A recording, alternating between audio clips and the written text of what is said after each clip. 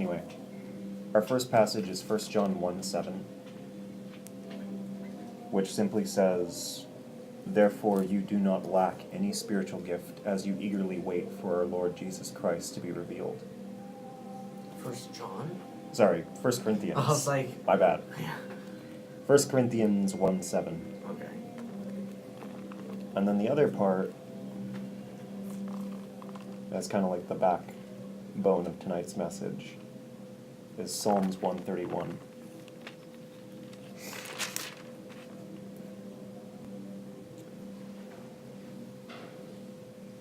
Which is simply, "My heart is not proud, O Lord, my eyes are not haughty. I do not concern myself with great matters or things too wonderful for me, but I have stilled and quieted my soul, like a weaned child with its mother. Like a weaned child is my soul within me. O Israel, put your hope in the Lord, both now and forevermore." So, the thing of it is to even talk about here, these little snippets. Number one, there is this place to go to God and to receive from Him in such a way that we can be quieted, we can be stilled, we can be transformed.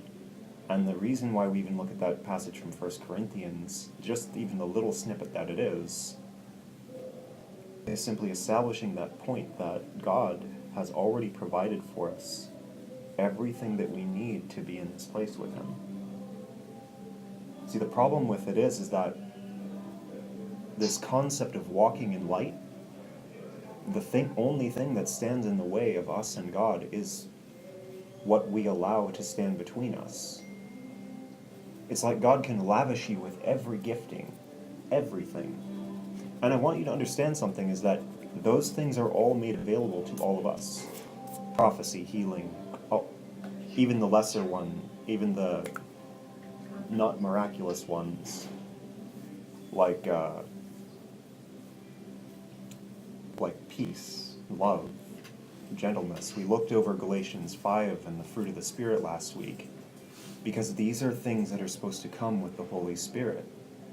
These are things that we're supposed to live in and walk in and breathe in. Mm-hmm.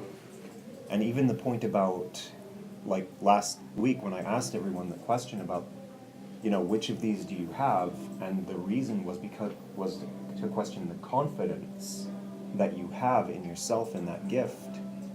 It's because the reality of it is that when we lack the confidence in those things, it's because there's something that's standing between us and believing in that. If you don't have peace, there's a reason in your heart and soul that you don't believe you can have peace. And a lot of the time, this comes down to identity, it comes down to circumstance, it comes down to experience. And see, experience is a really big one that we're going to talk about. Because the reality of it is that so much of us, the reasons why we hold ourselves back from God, why we don't find ourselves in this place of peace that David talks about here in Psalm, is because we don't believe we can. There are so many things that we do and that we lean on, where we look and say, here's the proof from my life, and this is why I can't be this. When God first called me forward into ministry in any way, shape, or form, I told Him no. There were questions, and I fought with Him over and over and over again because of my past. The idea of going from being a Satanist that used to intentionally lead people away from God, to now being somebody who God actually trusts to bring people to Him, is a pretty substantial change. And that's something that was really hard to swallow. It didn't matter how much God was in my ear. It didn't matter that He was talking to me. It didn't matter that His Spirit was fallen on me in such a way that I could tangibly feel Him holding me. It didn't matter that the messages that I gave were hitting places and people were coming closer to Him. None of that mattered, because at the core of my person, I didn't believe that this was righteous. I didn't believe that there was justice to this. I didn't believe that there was anything that made this okay. I didn't understand grace. I didn't live in that and I didn't walk in that. Instead, I walked in this kind of viewpoint of what is right and wrong, just and unjust, and I lived there. And no matter how much God tried to work me through that, I fought him tooth and nail because my experience and what I had been trained to believe told me that this is how things work. God, you don't understand. You have to be something imaginary if you're showing me this much grace. That you would trust me when I can't trust myself.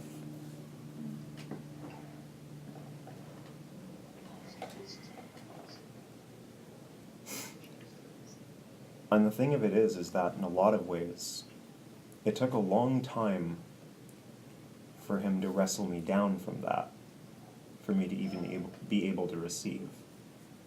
And the reality is I would be lying to you if I told you that that is a complete thing.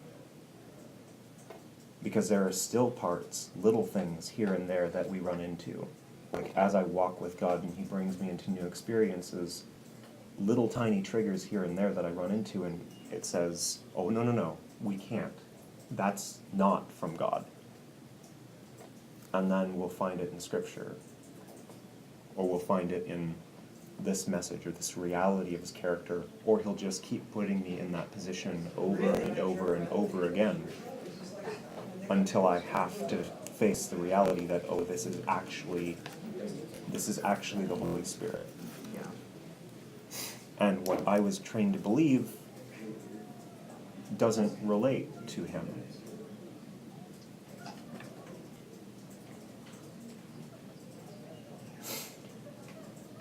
And the thing of it is that our reality here, as far as this group is concerned, because in a lot of ways, we've talked about how for many in this group, there is a reality of people suffering different forms of anxiety or personality disorder within this, where there are things that actually do inhibit us from walking with God.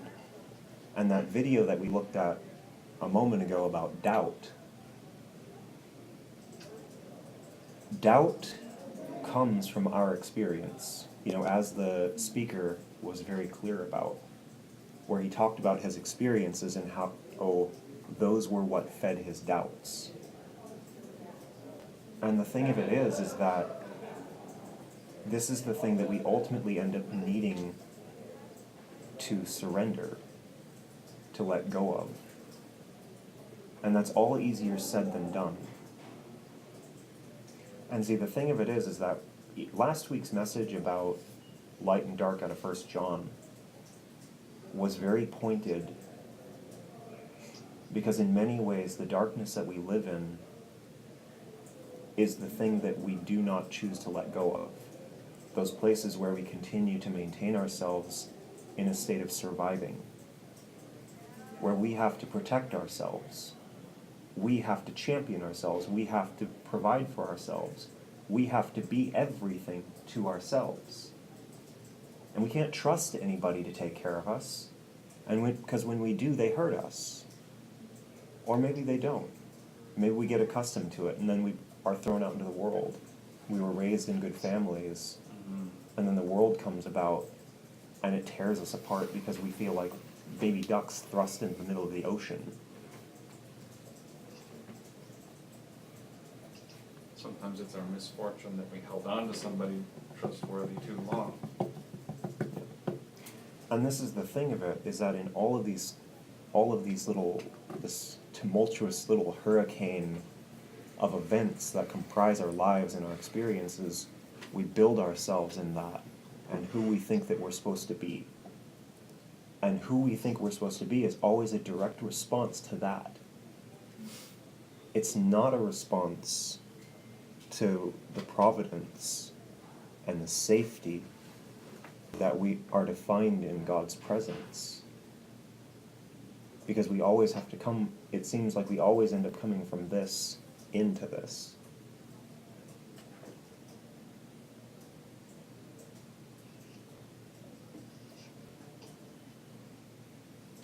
So, one of the biggest things is that we sit in that kind of dark place because we're so busy needing to protect ourselves from that tumultuousness. There was even a word that God gave me earlier this week where it was distinctly about how when we are strong is when we're in the midst of our fights and our struggles. Because in the midst of those fights and struggles, the adrenaline is going and we can always look strong and feel strong.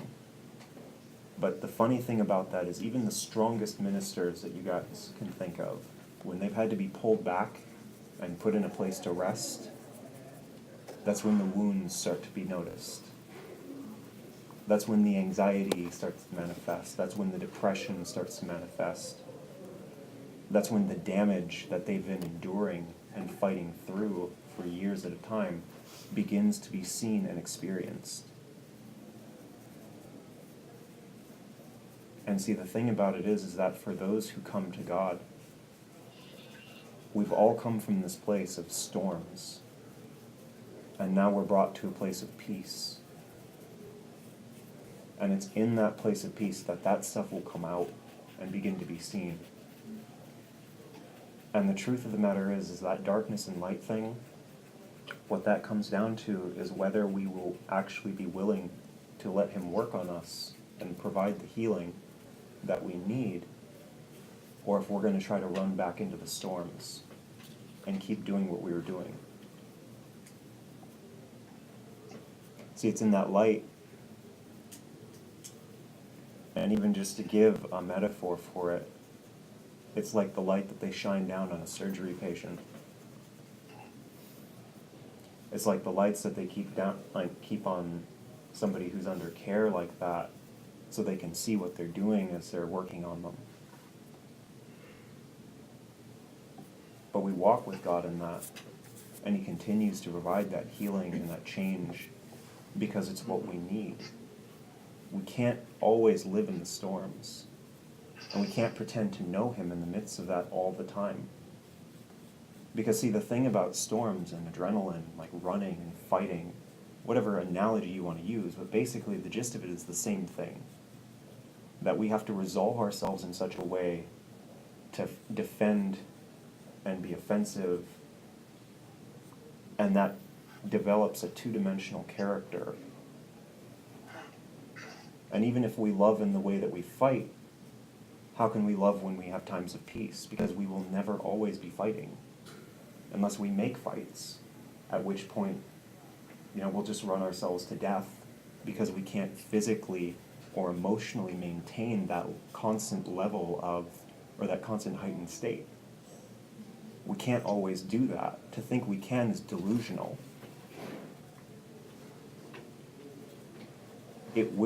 All that it ends up doing is destroying you. Nor can you always be defending. Everybody needs to rest at some point. Whether you rest because you step back, or you rest because you physically drop and you can't go any further, or you emotionally break and end up committed. You will rest at some point.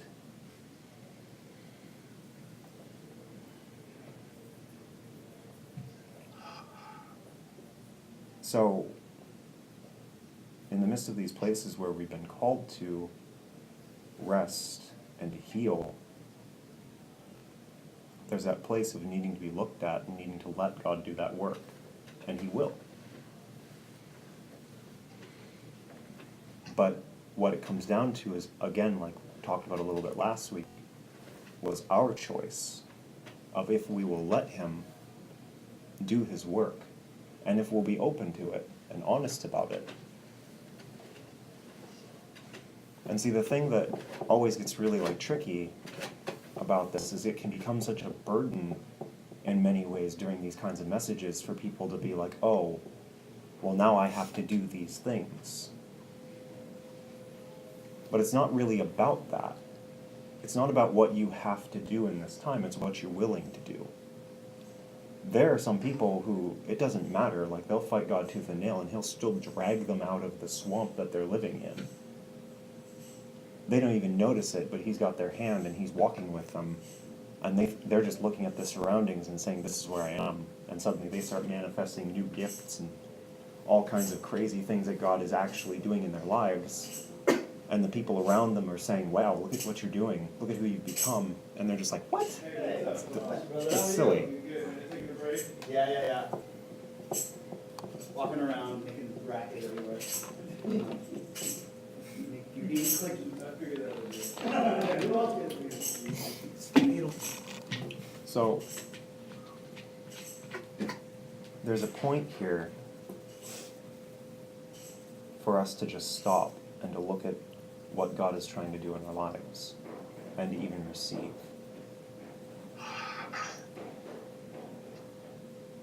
And see, there's this thing, though, that can stand in between us and God. And I've never appreciated the terminology for it. I've heard it described as being a protective spirit. I've never liked that because a spirit implies something that is alive. But what it really is it's almost like an extension of ourselves, our subconscious, that protects us from the things that would destroy it, that may hurt us. It's not good, it's not evil, but it's very much so a part of us, a neutral party, and the full extension and reasoning behind it is as something that will protect us from harm because of those storms that we've been through. And specifically, it's going to protect us from the emotional harm. Because the truth of the matter is that as we've gone through storms, it's rare that we have to worry about the physical. It's the emotional that can really harm us, that can really do permanent and lasting damage, because that's harder to heal. You don't make a gash in your arm heal. You can put salve on it, you can bandage it, but at the end of the day, the cells do the work themselves and mend on their own. But the emotional stuff, that's harder. There are no band-aids for that. There are, we call them coping mechanisms, but half the time they're more destructive than anything else.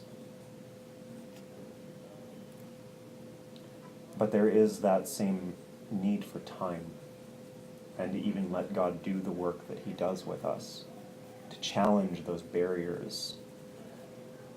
Even talking about doubt as our example of the night, there's a place for it where what God does is He will look at your doubts right in the face, and He will challenge you in them to step forward despite them.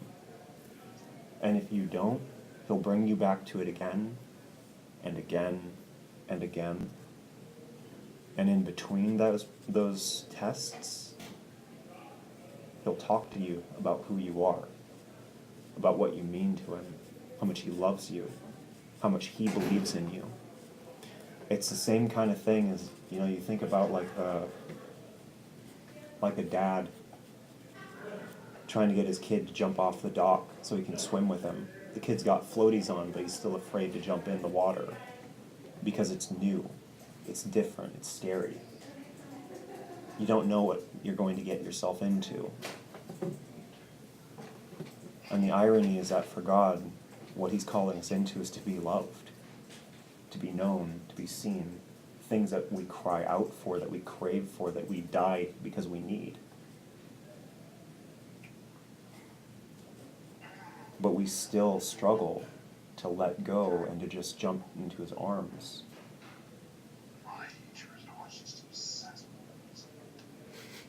You whisper very loud, Brendan. Anyway, so the thing of it is that, we stumble in that, but it's that same thing where the same way that loving Father will say, just jump to my arms. Come on, you can do this. You're more than strong enough. Look, it's okay. You're safe. Just come to me. It's the same thing that we face with God every single day. It's the same thing that He died for, that He sent Jesus to die for. to illustrate just how far his love goes, that he would sacrifice himself for us, a part of himself. So he calls to that, brings us to that place, and says, come.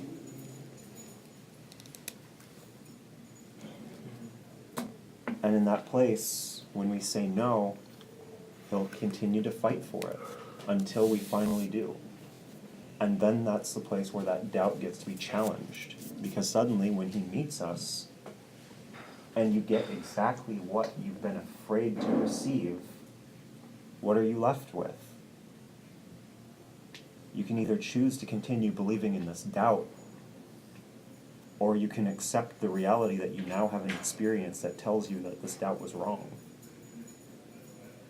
I remember talking to a friend a long time ago, and God was doing this exact thing with him, where he would have these doubts, and God would challenge them and meet them. And the thing was he was just like, well, that's just an exception. Well, that's just an exception. It's like, it's happened like 9 times. At what point does it stop being an exception to the rule? You can't have an exception that happens that many times. It's like, it's either an exception to the rule, or it's a new normal. The only thing that makes it an exception is because your past says that this is the way things are. But see, when you don't live by the world's standard anymore, your past and what survival mode dictated to you no longer holds you. You don't need to provide for yourself because you're provided for. You don't need to protect yourself when you're protected.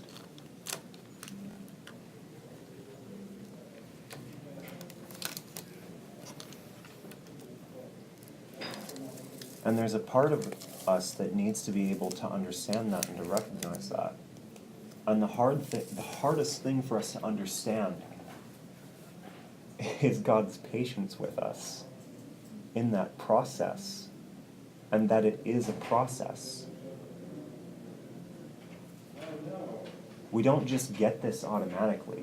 We don't just get to say, oh, I got this and it's done. We like to, because we don't like to sit in places of pain.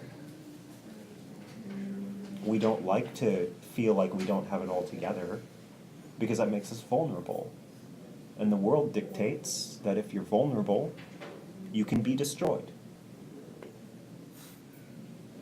But with God, when you're vulnerable, you're protected.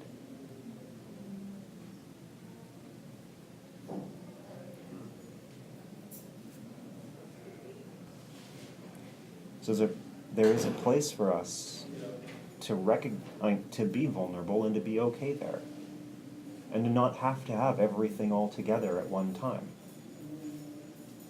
It's okay to be in the process of things where you're still on the table and everything's you're out in the open as God's working through to find your heart. It's okay to be in that place. The feelings can be hard, but understand that it's more important for us to go through the process than to try to hide it and bury it. Because see, again, one of those inevitability things is that you will go through this. If you're carrying a wound from a past relationship, as an example, and that person hurt you so deeply that it has driven you as far away from people as you could possibly get, everything in you screams to avoid community, to avoid love, because love is terrifying. The idea that somebody would hold you closely, love you and care about you, and be everything to you, to tell you those words, I love you, and then lo and behold, they turn their back on you, and the deep and savage pain that comes from that. And then now God's saying this, that he loves you, and you're supposed to just receive that. You're supposed to just believe him when you know what love looks like and what love can do to you.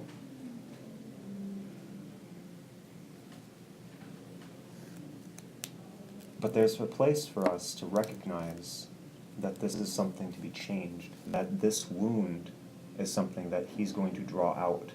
And we're going to have to process through that. Because if we don't, if we just bury it, we'll come back to it eventually. Because one way or the other, you're going to seek love. Because it's something that we can't live without. And when you do that, you're going to open yourself up to that wound again. And suddenly you're going to project all of that pain onto that new person who just wants to be there for you for real. And you're going to push them away, and you're going to drive them away, and you're going to hurt them. And suddenly you're going to be that person who they sit in a group with and talk about because you hurt them so deeply. This is the cycle that we go through, whether we see it or not. And we're going to feel like we were justified, and then we're going to stay there. Because inevitably we do have to face these monsters. We have to let this process happen. As ugly and painful as it can be, and will be, it's something that we do have to go through and have to let God work us through.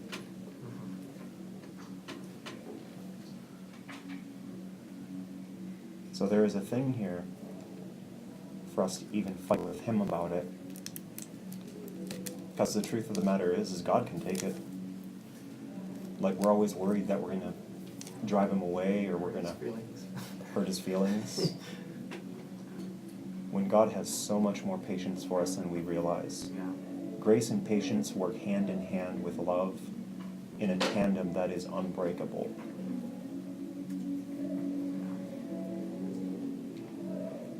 Between those three things, God is able to stand with us through anything. There's nothing that we're going to do to Him that's going to scare Him away. We won't drive Him away. We won't scare Him away. There's really nothing you can do. He's going to love you, and He's going to fight to love you until you either love Him back, or your time comes and we have to face judgment. Everything up until that point, though, is Him trying to get you.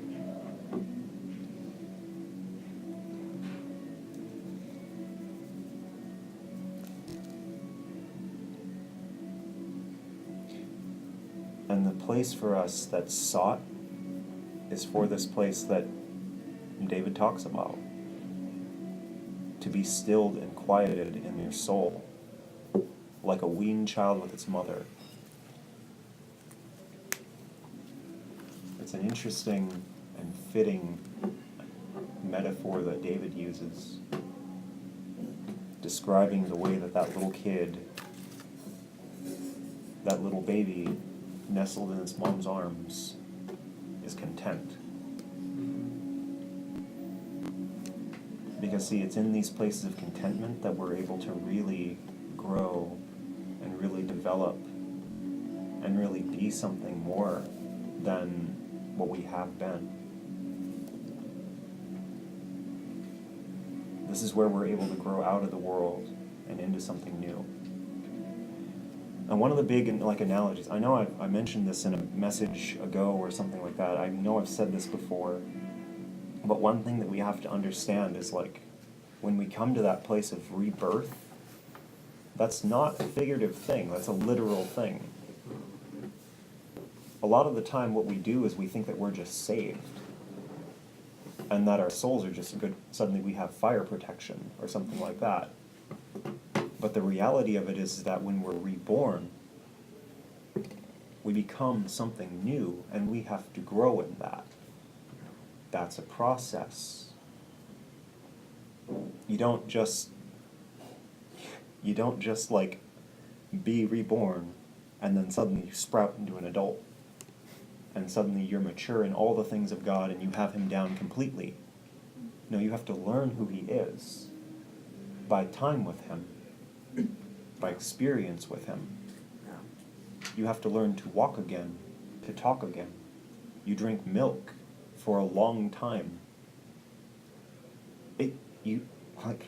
one of the saddest things is like, a message like this is milk.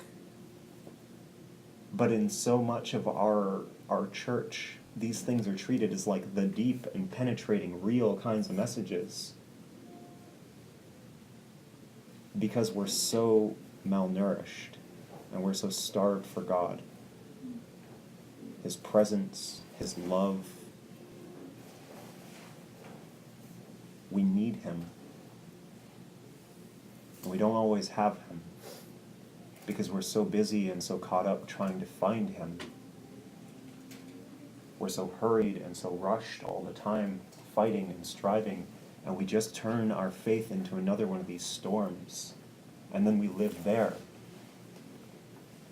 When the truth of the matter is that God's with us. He's been with us, and He sits with us. We don't need to rush anywhere when He's already got His hands on our shoulders.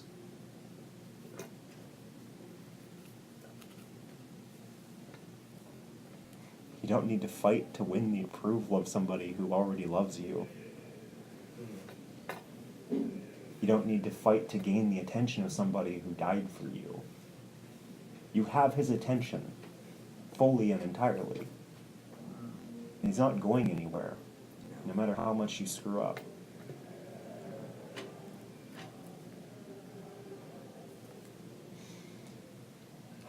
So in this place, talking about that kind of like protective spirit thing, we're going to go over that a little bit more. But that's not for the message here. Because we're going to even go through a part to even let that down. Because see, the thing of it is, even though I don't like to use the term protective spirit, there's a part of us, all of us, each of us, where we do reserve ourselves from God and don't want to be met by Him because it's scary. And we feel like even from Him we have to protect ourselves. We don't like that. Like, I could feel even in the room that there are people that are going to be fighting that idea, that very notion. But it's true. Because the truth of the matter is that if we weren't, then we'd be living contented in His grace. Trusting Him, having faith in Him when He says, I'm going to provide you a mate.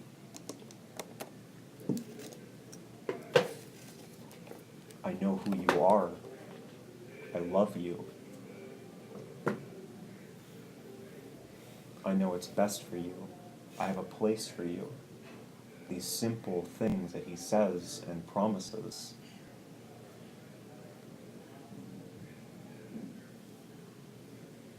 For each and every one of us, there's some part of us that needs to be protected just in case that doesn't happen. Just in case we don't get what we want or need. Even though it's what He's promised us.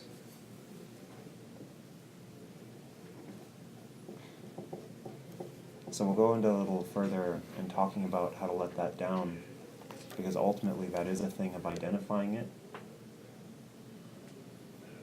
for what it is and relinquishing it.